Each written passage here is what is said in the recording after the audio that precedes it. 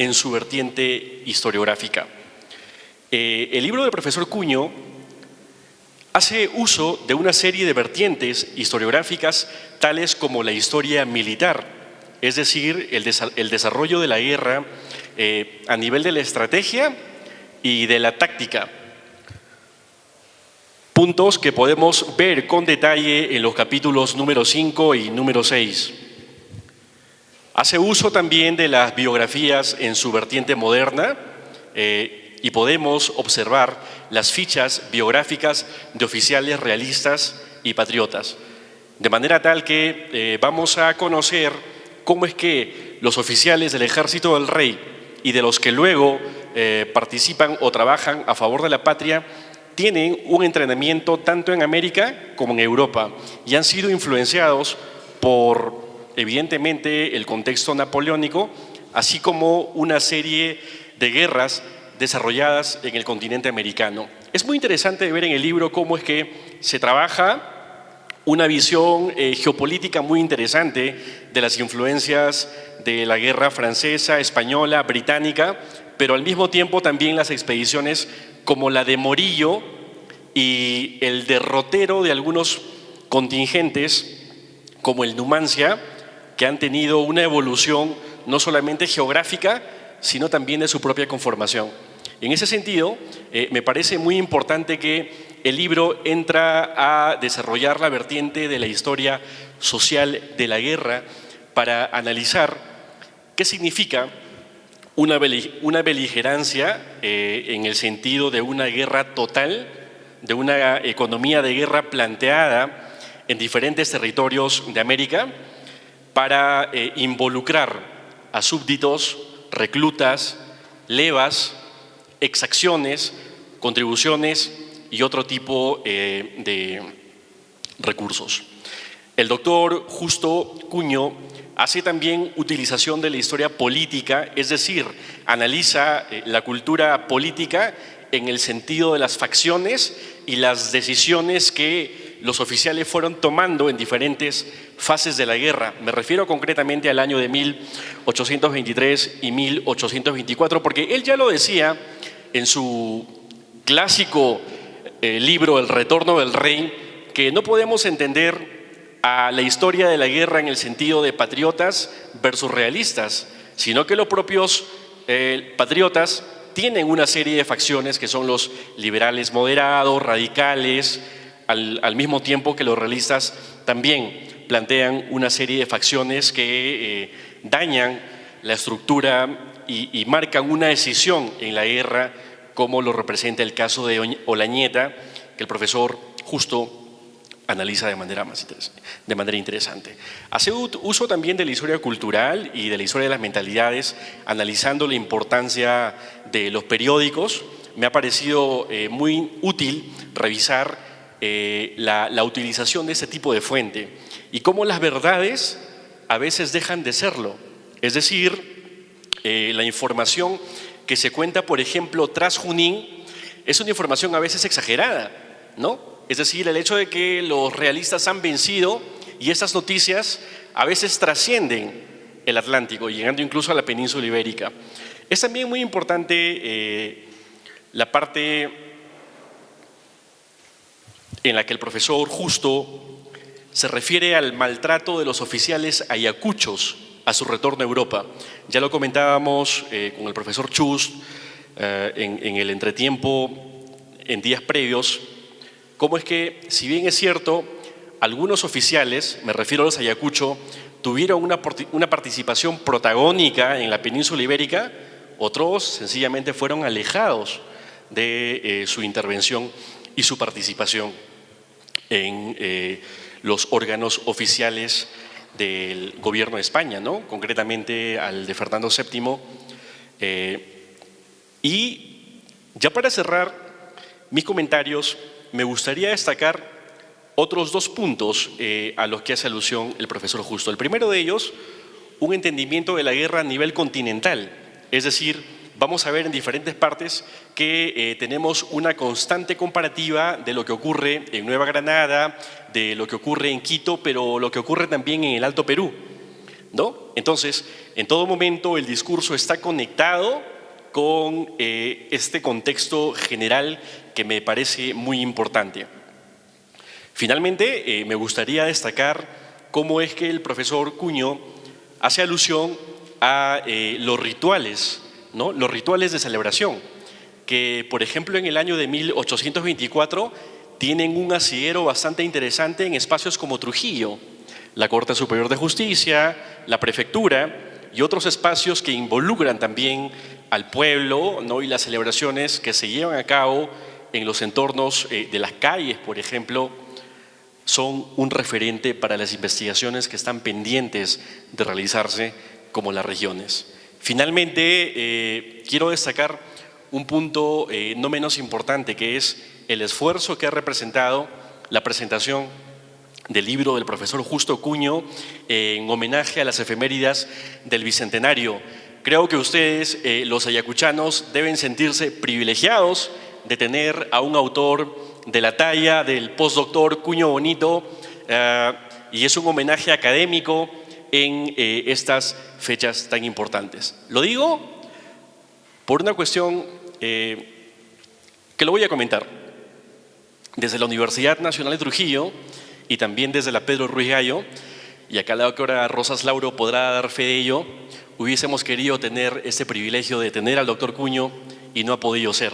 Así que me siento honrado de poder tener al profesor Justo Cuño presentando su libro sobre Ayacucho en la bella Ayacucho. Felicidades, profesor Justo.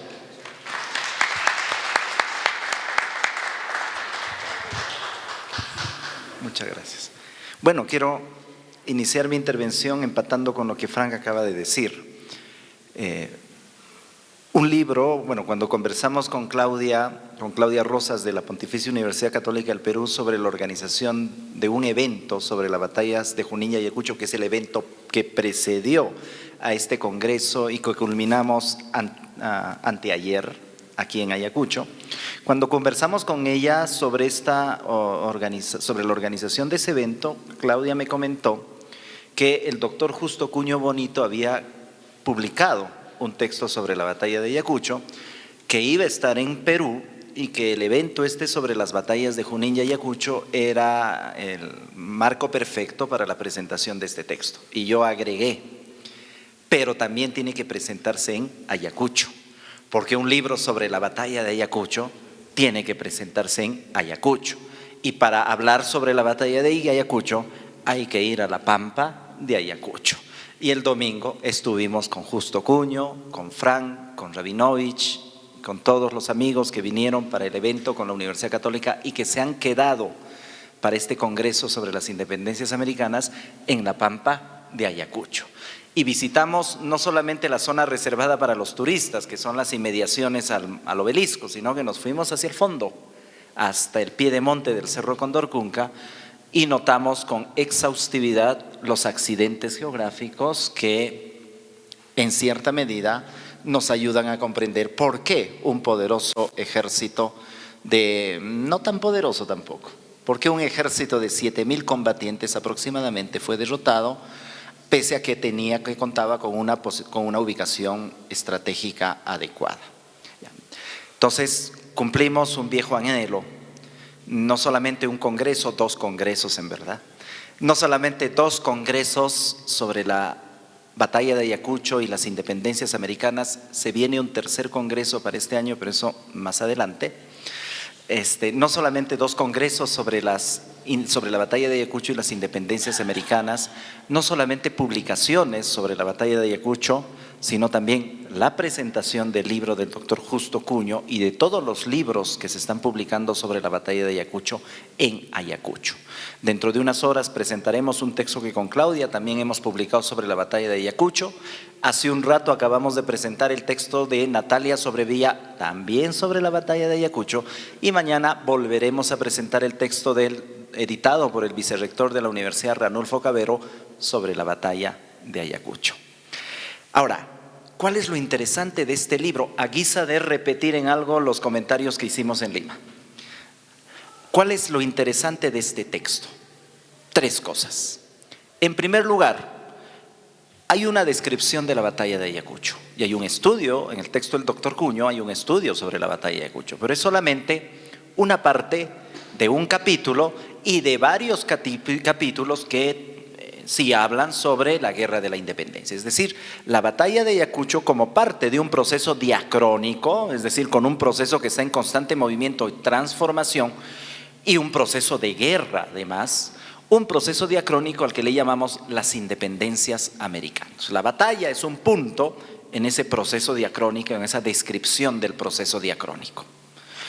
Este texto no es un estudio erudito sobre la batalla de Ayacucho desde la primera hasta la última página. No, repito, la batalla de Ayacucho es un punto en la narración diacrónica del doctor Cuño Bonito. Ahora, lo interesante es que en dicha narración diacrónica, ese punto al que llamamos la batalla de Ayacucho en cierta medida aparece como un punto de inflexión. Es decir, en la narración diacrónica hay un antes de Ayacucho y hay un después de Ayacucho. Y ese antes y después de Ayacucho, y especialmente el después de Ayacucho, se nota en la información periodística que circula inmediatamente concluida la batalla. En esta casi última parte del texto, el doctor Cuño hace un ejercicio muy interesante de comparar las diversas informaciones que sobre la batalla circulan no solamente en Lima y en Perú, sino también en Buenos Aires, en Bogotá, en Europa. Y la forma como los medios de comunicación de la época van contando a sus lectores sobre cómo ocurrió la batalla de Ayacucho y quién triunfó. Para algunos medios de comunicación es contundente el triunfo de Bolívar, pero para otros la victoria habría sido del lado realista. Y ahí hay no solamente un proceso de desinformación que tiene que ver con las tecnologías de la información de la época, las distancias entre América y Europa, sino también con ciertas coyunturas políticas, sociales y hasta militares. Ahora, el otro punto a tomar en cuenta en el texto es el siguiente. La batalla de Ayacucho y la independencia es el resultado no estrictamente de la experiencia liberal de la década de 1810, sino es resultado de las reformas borbónicas. Como indiqué en Lima, el doctor Cuño recoge una antigua tesis que creo que fue enunciada por John Lynch y señala que la independencia está en relación directa con las reformas borbónicas, de la segunda mitad del siglo XIX. Permítanme leer un fragmento. Las reformas borbónicas quebraron el modelo de control de los Austrias. El conjunto agregado de territorios e instituciones fragmentadas y corporativistas con negociación entre el rey y las corporaciones locales fue suplido por la centralización del poder en Madrid y el control directo del territorio ultramarino. Todos los virreinatos americanos se convirtieron en una sola colonia al servicio de la monarquía. Y más adelante agrega: las reformas causaron molestias en las élites locales, se quebró la negociación y el consenso, y en los sectores populares. En estos aparecieron las insurrecciones que demandaban el retorno al orden antiguo. Se está refiriendo a las insurrecciones del siglo XVIII. Por lo tanto, no eran revolucionarias. Las élites percibieron el momento como oportunidad y solo esperaron la ocasión oportuna. Ayacucho fue corolario de estos acontecimientos. Entonces, una mirada diacrónica con un punto de inicio que retrocede en el tiempo. Repito, ya no son las primeras décadas del siglo XIX, sino son los años previos de las reformas borbónicas y de todas las crisis desatadas por las reformas borbónicas, donde el punto de Ayacucho aparece como una gran marca que genera un antes y un después, y ese después se grafica en las últimas páginas del texto. En tercer lugar, ya para ir cerrando, el manejo de la información empírica proveniente de diferentes fuentes. Sabemos los historiadores que existen numerosos testimonios sobre la batalla de Ayacucho. Testimonios elaborados en el lado patriota, Miller, López, Cortegana, y también testimonios elaborados en el lado realista, García Camba, Valdés, Sepúlveda, Escudero, etc. Ahora bien, en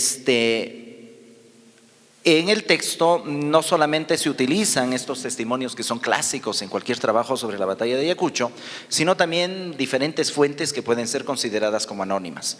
Documentos o manuscritos impresos, documentos manuscritos e impresos que circulaban en la época, y especialmente los periódicos que elaboran un discurso dirigido hacia un público. Hace un rato decía que los periódicos no solamente graficaban la victoria de Bolívar o señalaban una supuesta victoria de la Serna el 9 de diciembre de 1824 por las características de la época, las distancias geográficas, las características de las tecnologías de información, sino que además son discursos dirigidos hacia un público con diversas intencionalidades. Y eso es lo interesante del texto, en tanto trabaja esta información periodística como discursos que contienen distintos enunciados, ¿no?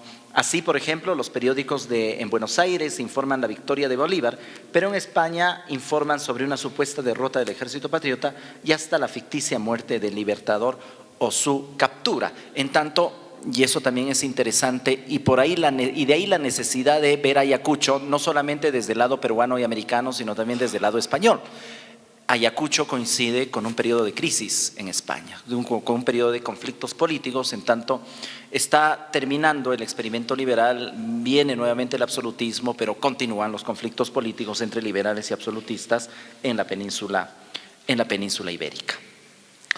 Y un último detalle a tomar en cuenta que tampoco lo puedo dejar de pasar desapercibido: la redacción, la narración del texto. Los historiadores estamos acostumbrados a redactar en un lenguaje difícil, colocando citas, las referencias a las citas, los autores, los apellidos y nombres de los autores y todas esas cosas que en cierta medida dificultan la lectura de un lector no especializado en temas históricos, no necesariamente vinculado con la jerga profesional, ni tampoco muy hábil como para manejar todos estos referentes de citación o estos referentes críticos.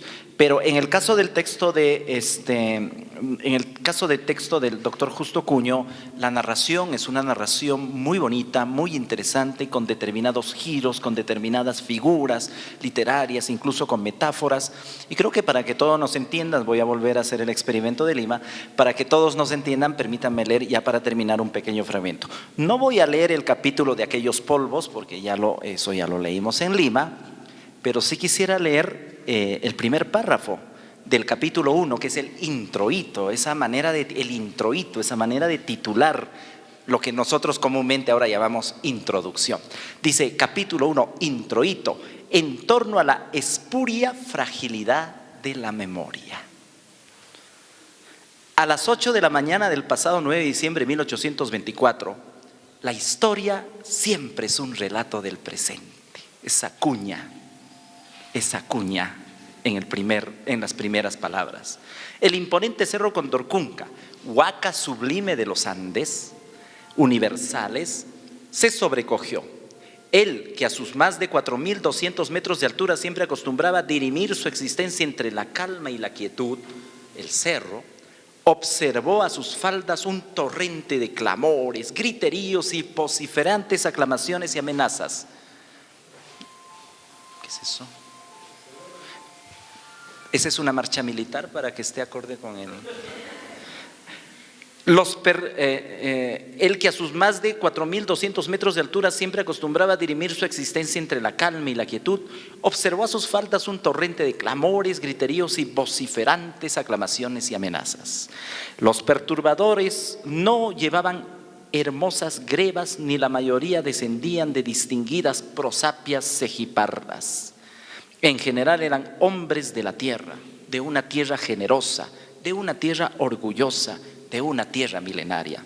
A las 8 de la mañana de ese 9 de diciembre de 1824, el sublime cerro Condorcunca vociferó, pero nadie escuchó su grito. ¿Dónde estamos? ¿Dónde estamos? Aquí está. Absortas como estaban las tropas en el más sanguinario de los combates. Pasaron las horas y no cesó la batalla. Atronadores destellos de la rabia más incívica que alimentaba esta guerra civil fueron haciéndose muerte, quejumbrosamente, estrepitosamente, inolvidablemente.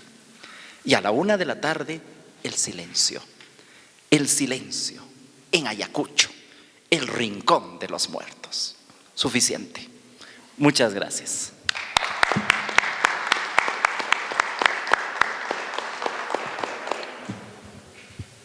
Muy buenas tardes. No tienen ustedes idea de la emoción de estar aquí presentando un libro basado en la batalla de Ayacucho en Ayacucho. Y además con dos presentadores tan absolutamente brillantes, amigos, y que han hecho una lectura tan extraordinaria, tan amable, donde muchas veces nos pasa a los autores que uno toma distancia de la obra después de haberla escrito y cuando le vuelven a refrescar la memoria sobre lo que ha escrito parece como si hubiese sido otro quien hubiese dicho esas cosas. Pero al mismo tiempo uno recuerda el esfuerzo y el trabajo de recoger fuentes y de hacer el gran esfuerzo de escribir y dice, no, sí, lo escribí yo, que me acuerdo perfectamente el montón de días que estuve redactando. Voy a indicar alguna característica de este libro que yo creo que para mí fue importante a la hora de elaborarlo. Lo primero es la oportunidad. Catarata se puso en contacto conmigo para, con ocasión del bicentenario de la batalla, redactar un libro y me pareció una oportunidad maravillosa porque Catarata es una editora fundamentalmente de divulgación de la historia.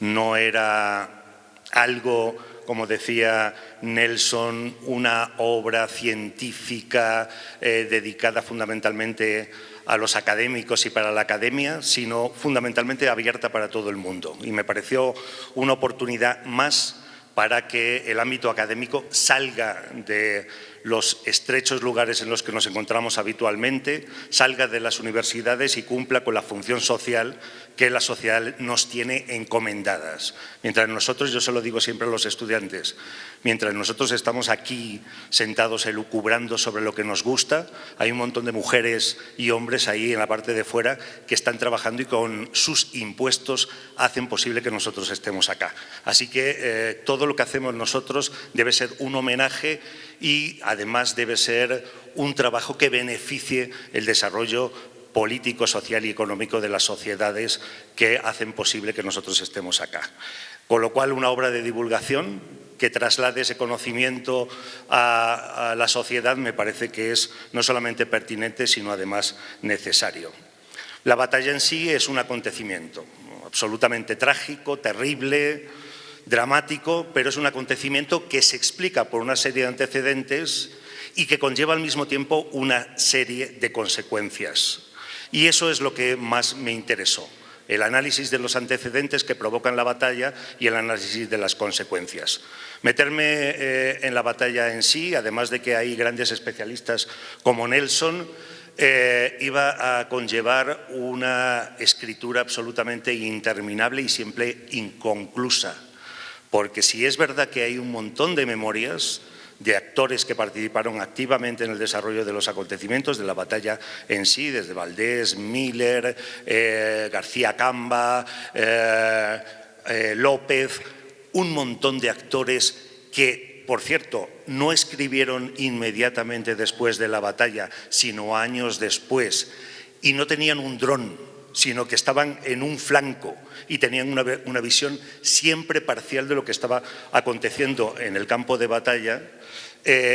Por tanto, nos dejan un legado o una visión siempre reducida de lo que sucedió, pero al mismo tiempo complementaria entre unas memorias y otras. Siempre eso va a ser objeto de discusión. Y estábamos en el… Por cierto, la primera noticia que se tuvo de la batalla, que salió publicada en prensa, cuando no se sabía ni siquiera el resultado de la batalla o se tenía una idea del resultado y tampoco se sabía realmente dónde se había desarrollado, la primera mención es que hay una batalla que puede haber resultado exitosa en Quinhuayacta. La primera mención no es Ayacucho, no es el pueblo de Quinua, sino Quinuayacta, que tuve además una conversación con la doctora Claudia para que me explicase, porque no estaba muy bien transcrito ni siquiera el Quinuayacta, con lo cual debíamos determinar a ver a qué se refería. La batalla en sí, entonces, como decíamos, es un acontecimiento, pero es un acontecimiento y a mí me pareció muy relevante irme tanto a los precedentes como a las consecuencias. Y además establece un hilo conductor para el ejército realista, porque gran parte de las unidades que van a integrar ese ejército que se enfrenta en Ayacucho ingresan por la Nueva Granada, dentro de la expedición de Morillo, y luego los podemos encontrar combatiendo en esa batalla definitiva y en esa batalla final.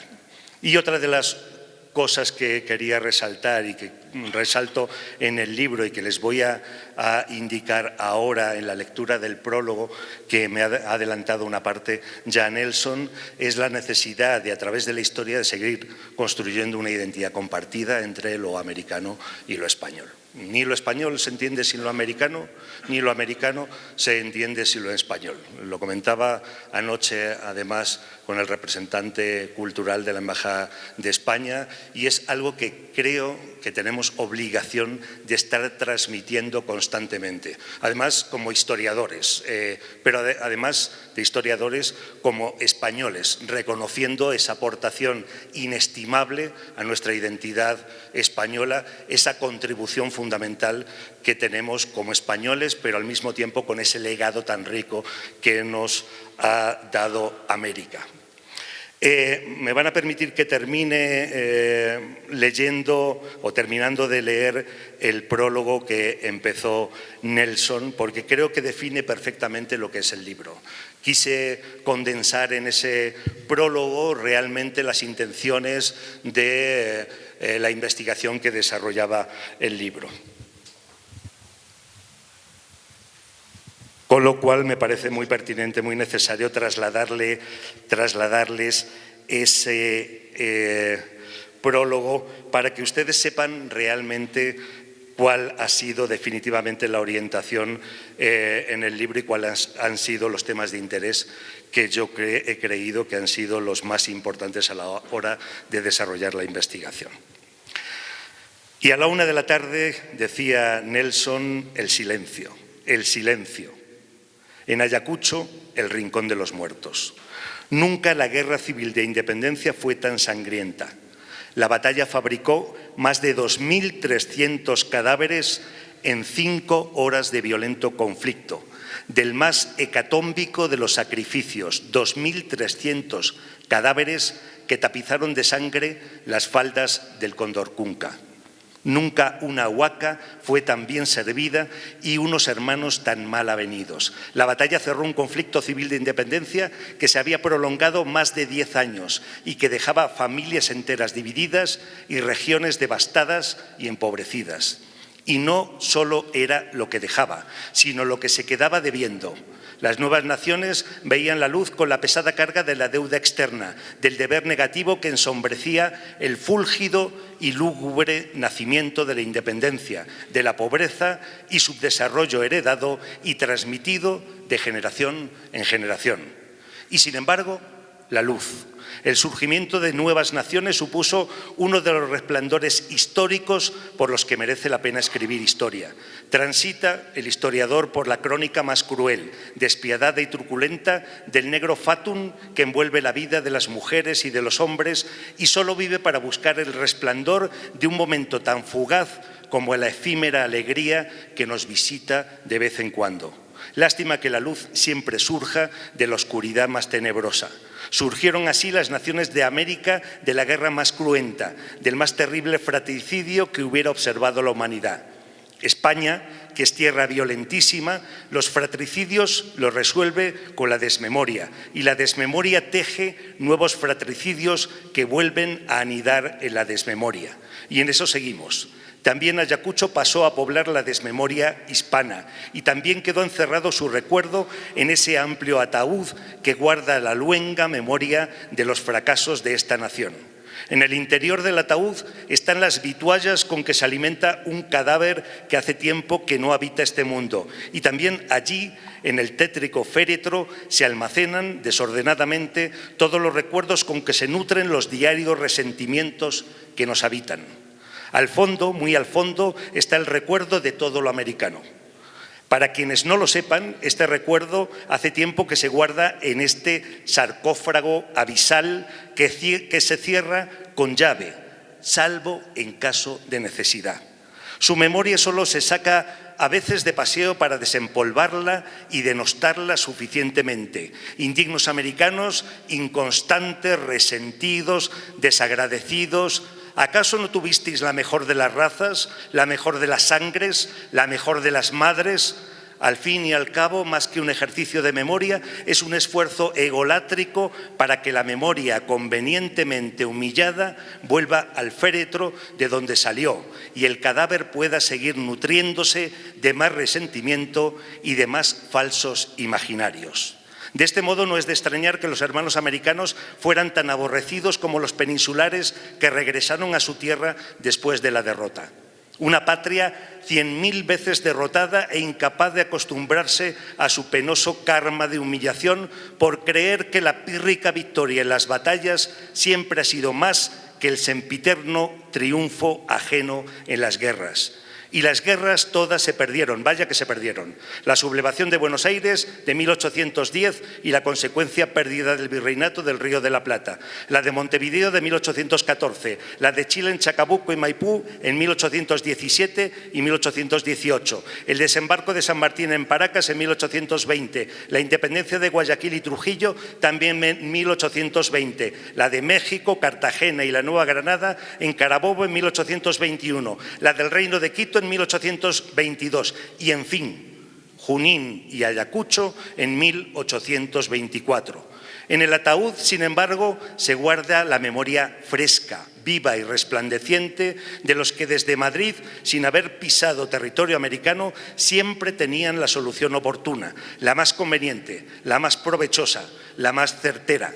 Para ellos, los ayacuchos, generales sin gloria, de una gloria buena para nada, dejaron en el campo de batalla su tesón, su esfuerzo y su sacrificio.